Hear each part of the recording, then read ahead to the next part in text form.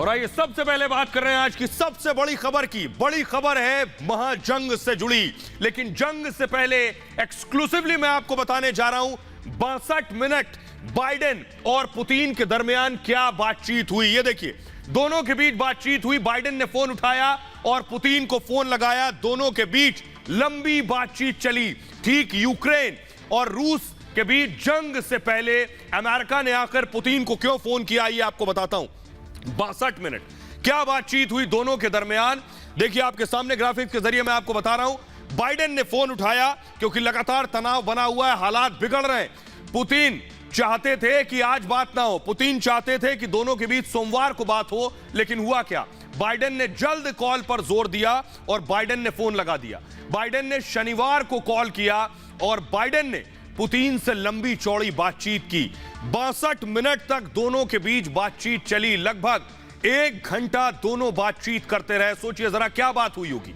Biden ने Putin को सीधे सीधे वार्निंग दे दी। सबसे पहले बाइडेन ने पुतिन को चेतावनी दी, युद्ध के बारे में ना सोचे रूस। बाइडेन ने कहा, जोरदार कार्रवाई की धमकी दी कि बड़ी कार्रवाई होगी अगर युद्ध के बारे में सोचा। यूक्रेन पर हमला हरगिज बर्दाश्त नहीं करेंगे, यह कहा बाइडेन ने। हमले की कीमत, रूस को हमले की कीमत चुकानी पड़ेगी। अमेरिका ने बड़ी वार्निंग दी है, हमले का अंजाम खतरनाक होगा, जो बाइडेन ने कहा। यूक्रेन में फौरन तनाव कम हो, इसके लिए बॉर्डर से सैनिकों को वापस बुलाए पुतिन, यह कहा बाइडेन ने। यूएस खुफिया विभाग को हमले का शक है, अमेरिका को शक है कि पुतिन हमला कर सकते हैं यूक्रेन पर। रूस जल्द यूक्रेन पर हमला कर सकता है, इस बात का शक है। और इधर बाइडेन ने बात की, उधर अमेरिकी सबमरीन यानी अमेरिकी पनडुब्बी रूस में घुस गई है। देखिए जरा, ये सांकेतिक तस्वीर मैं दिखा रहा हूं, जरा फुल स्क्रीन ये तस्वीरें देखिए। अमेरिकी पनडुब्बी कैसे घुस गई। दरअसल रूस के समुद्री सीमा में अमेरिकी पनडुब्बी घुस गई और हड़कंप मच गया रूस में कि आखिर क्या होने वाला है। अमेरिकी सबमरीन, वो सबमरीन जो न्यूक्लियर से, परमाणु से चलती है, और इसलिए आपको बताऊं कि ये सबमरीन पकड़ से बाहर होती है। तो हालात लगातार तनावपूर्ण बने हुए हैं अमेरिका और रशिया के बीच।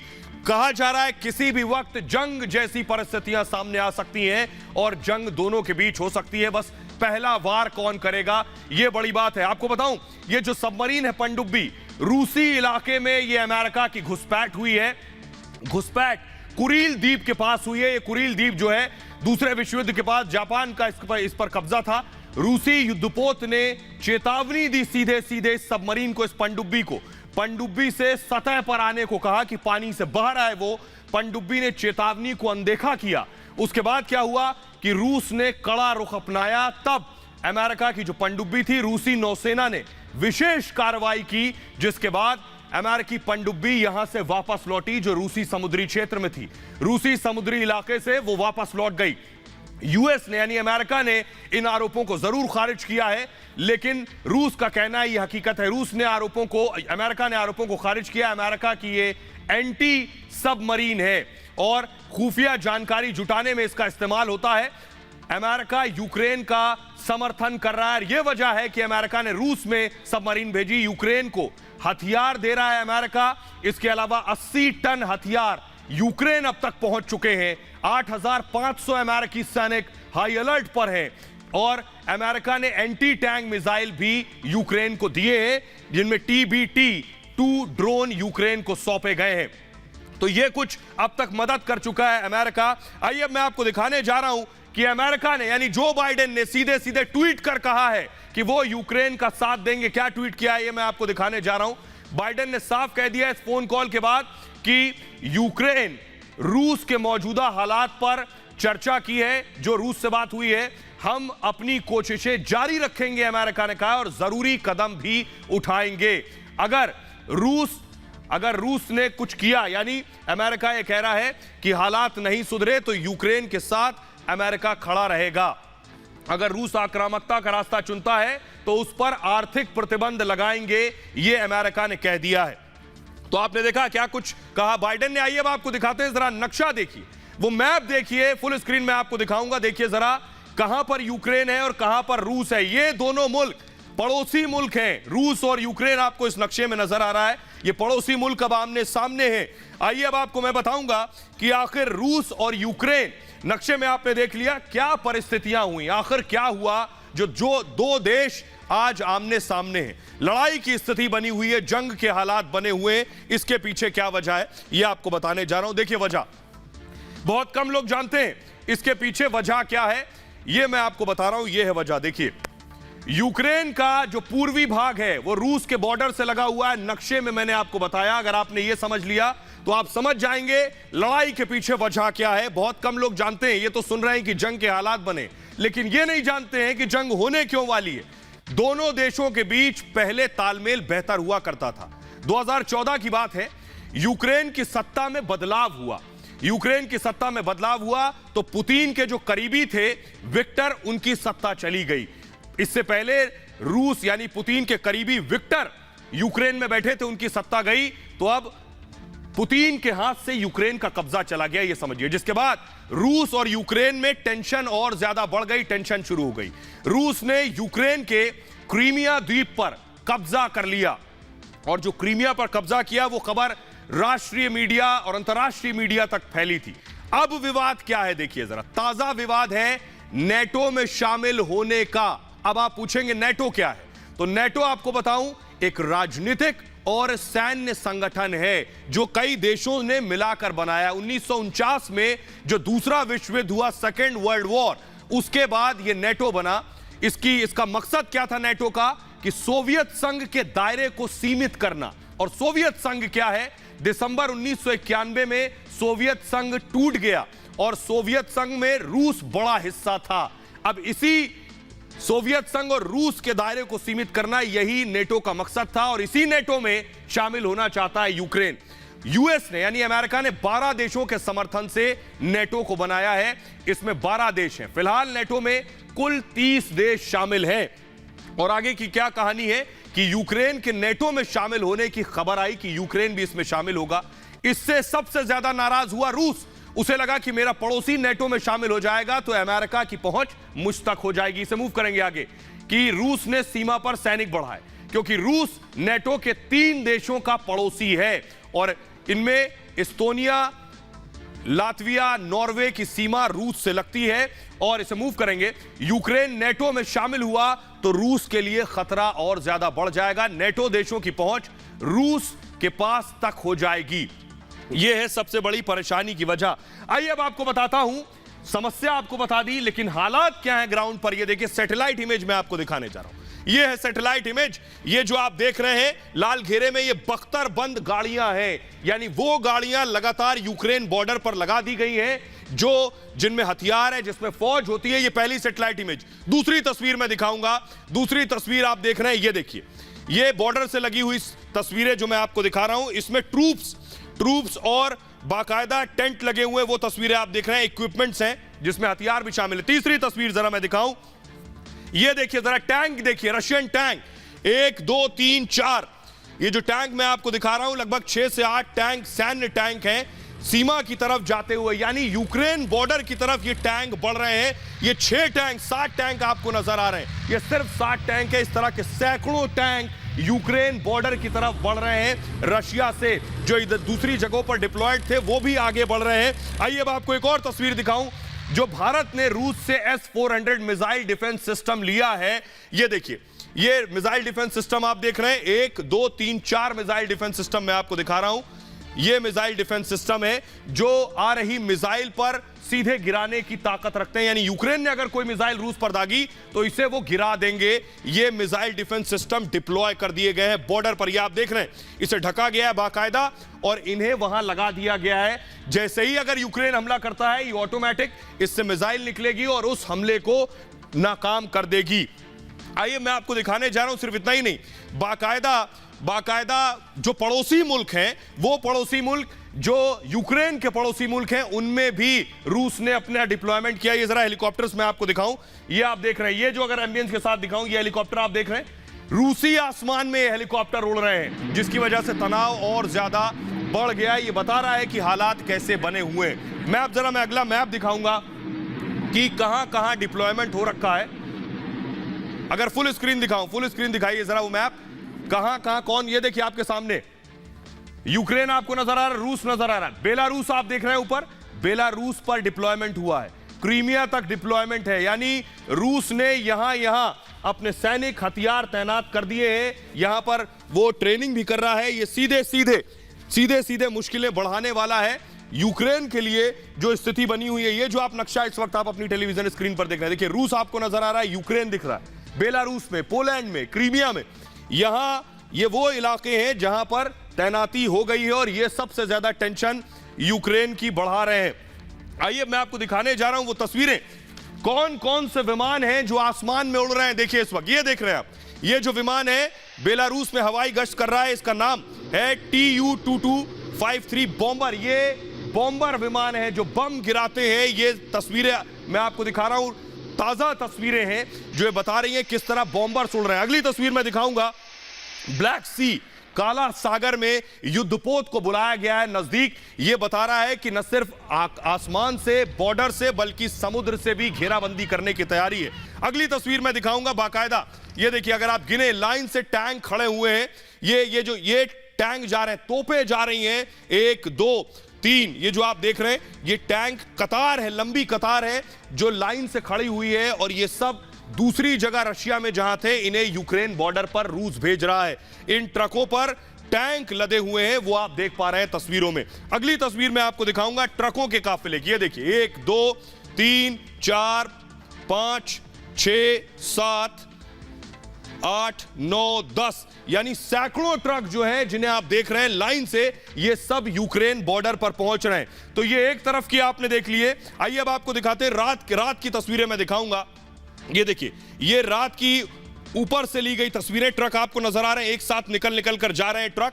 ये ट्रक रूस के हैं जो यूक्रेन बॉर्डर पहुंच रहे हैं। अगली तस्वीर यूक्रेन ने भी तैयारी करी है, वो आपको दिखाने जा रहे हैं। आइए देखिए जरा, ये है यूक्रेन की तैयारी, यूक्रेन की मिलिट्री तैयार है, उसने भी अपनी तरफ से देखिए अपने युद्ध अभ्यास भी कर रहा है लगातार, और किस तरह ये भी यूक्रेन भी रूस से लगे बॉर्डर पर अपने सैनिकों को भेज रहा है। ये एक तस्वीर, अगली तस्वीर में दिखाऊंगा कि किस तरह से, ये देखिए ये तस्वीरें आप देख रहे हैं, ये वॉर रिहर्सल चल रहा है यूक्रेन की तरफ से।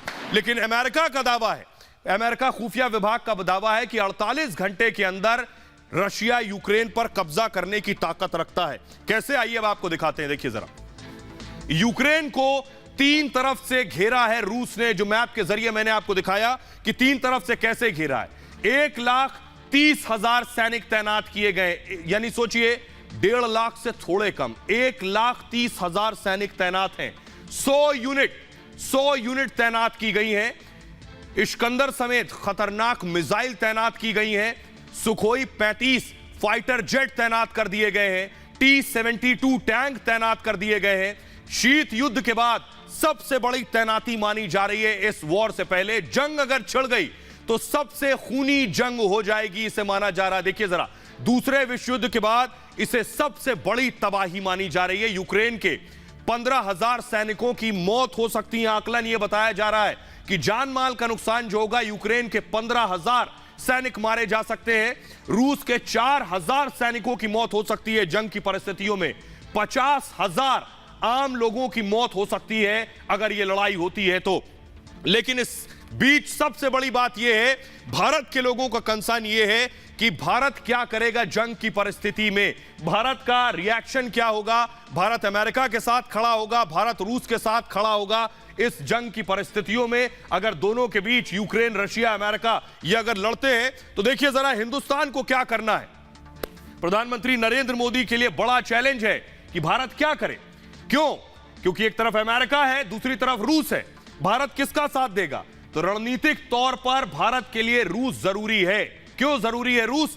उसके पीछे वजह है 60% हथियारों की रूस से खरीद करता है भारत। 60% हथियार रूस से आते हैं। लंबे समय से रूस से हथियार के सौदे भारत के बीच होते रहे हैं। और सुनिए, रूस एक तो हथियारों की वजह से जरूरी है, पुराना देश, पुरानी दोस्ती है, इसलिए जरूरी है। एक और बड़ी वजह है चीन। चीन से तनाव पर भी रूस अहम है, क्योंकि चीन और रूस दोस्त हैं। LAC पर चीन भारत में तनाव जारी है, सभी जानते हैं दोनों देशों के बीच किस तरह की स्थिति है। रूस के साथ चीन की नजदीकी बढ़ गई है, रूस और चीन में गहरी दोस्ती है, इसलिए भारत रूस को छोड़ नहीं सकता है। इसलिए रूस के साथ भी भारत को रहना पड़ेगा, रूस को भी साध कर रखना पड़ेगा, न सिर्फ इसलिए क्योंकि हथियार खरीदते हैं, बल्कि इसलिए कि चीन और रूस की दोस्ती है और भारत ने अगर रूस से अपनी दोस्ती खराब की तो उसका नुकसान हो सकता है। अगली वजह, अमेरिका भी भारत के लिए जरूरी है। अमेरिका क्यों जरूरी है हिंदुस्तान के लिए?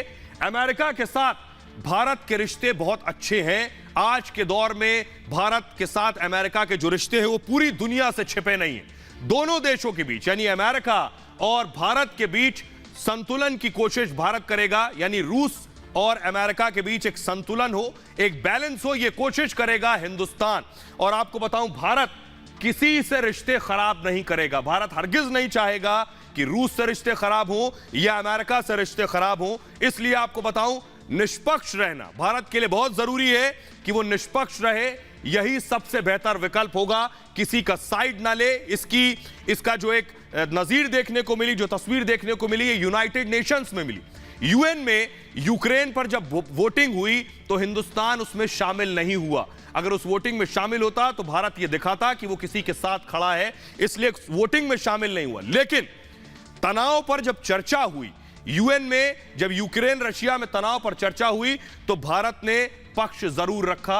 और यह पक्ष रखना बताता है कि भारत ने शांति स्थिरता की अपील इस पक्ष रखने के दौरान की है। यह सबसे बड़ी बात है।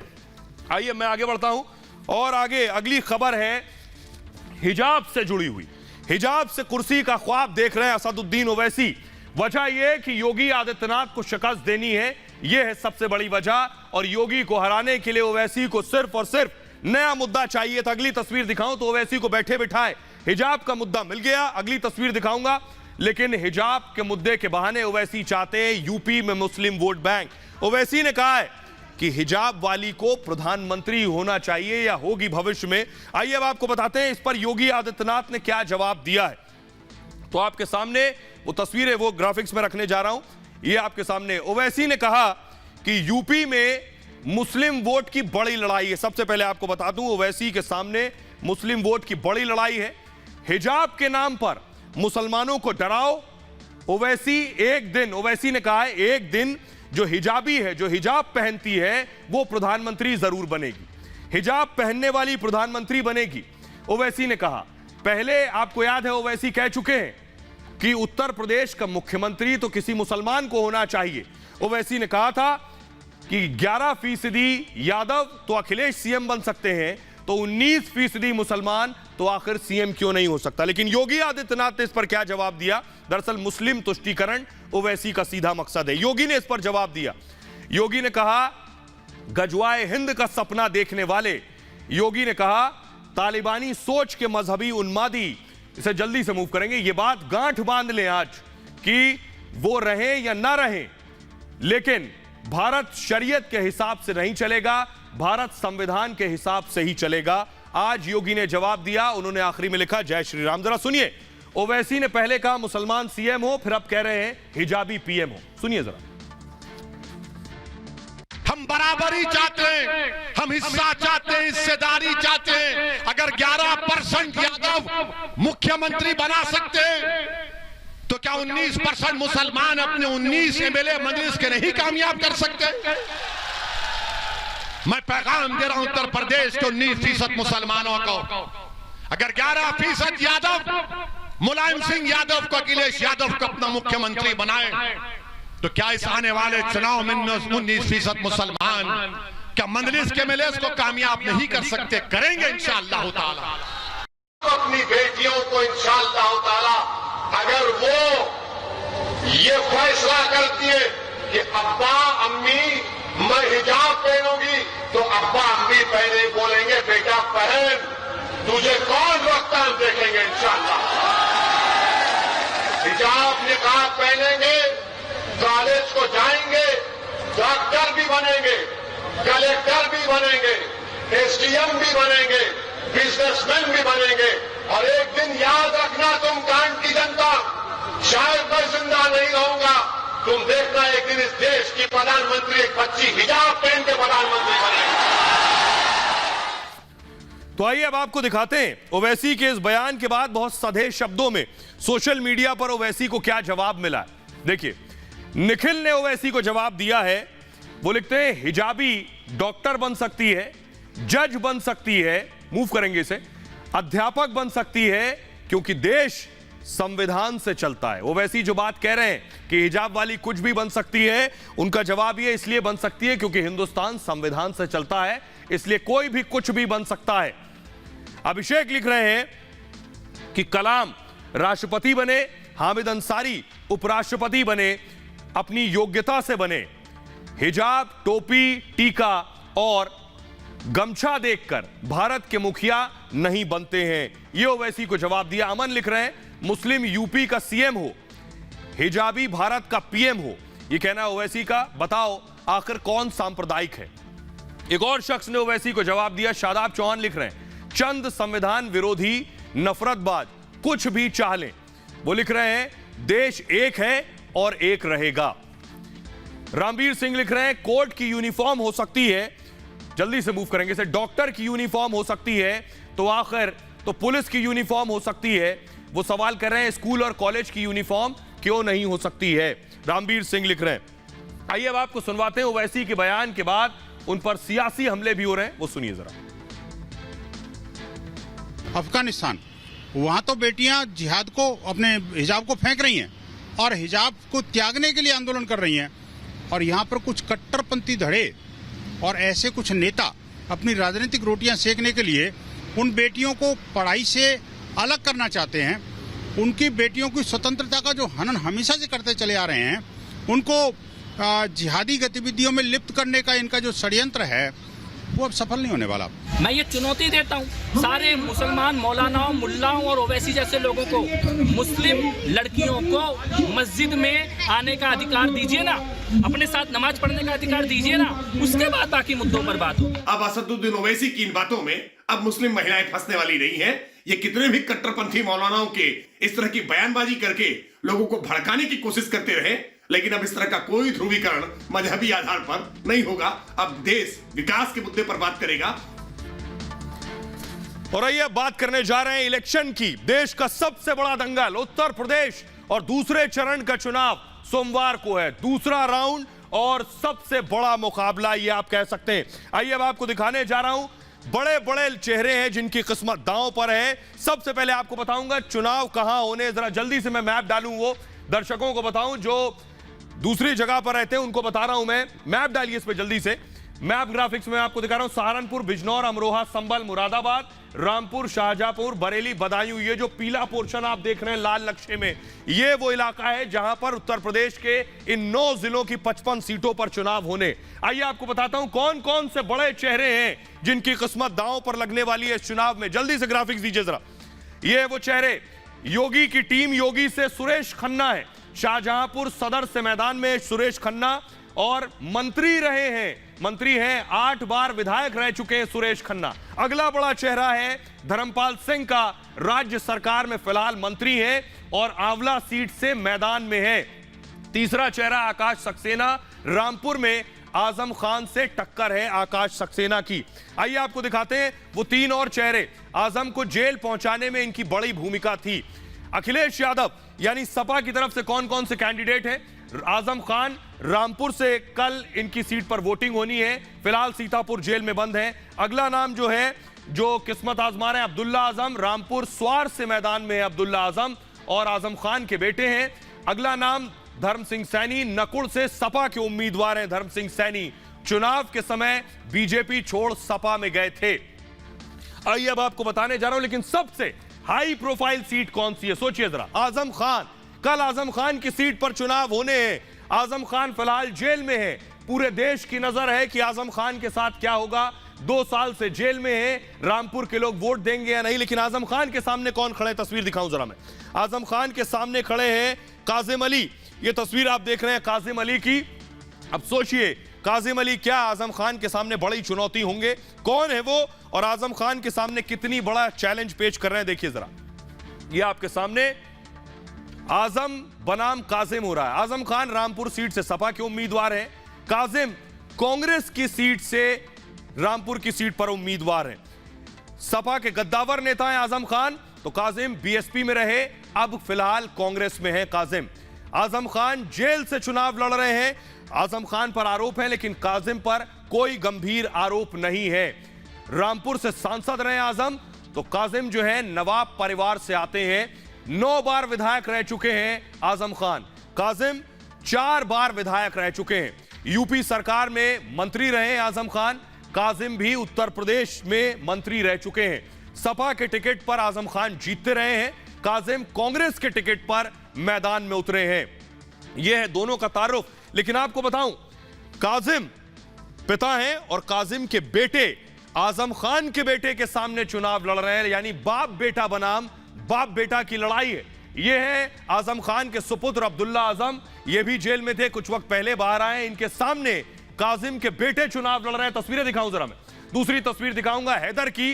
हैदर चुनाव लड़ रहे हैं अब्दुल्ला आजम के सामने। तो आइए, क्या हैदर आजम खान के बेटे के सामने किसी तरह का चैलेंज पेश कर पाएंगे या नहीं, देखिए जरा। तो आजम के बेटे यानी अब्दुल्ला बनाम हैदर हो रहा है।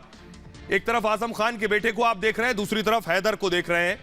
रामपुर स्वार से सपा के उम्मीदवार हैं अब्दुल्ला, और हैदर अपना दल से एनडीए के उम्मीदवार हैं। अपना दल यानी बीजेपी की गठबंधन सहयोगी और पहला मुस्लिम कैंडिडेट है बीजेपी गठबंधन का, आपको बताऊं, हैदर के रूप में।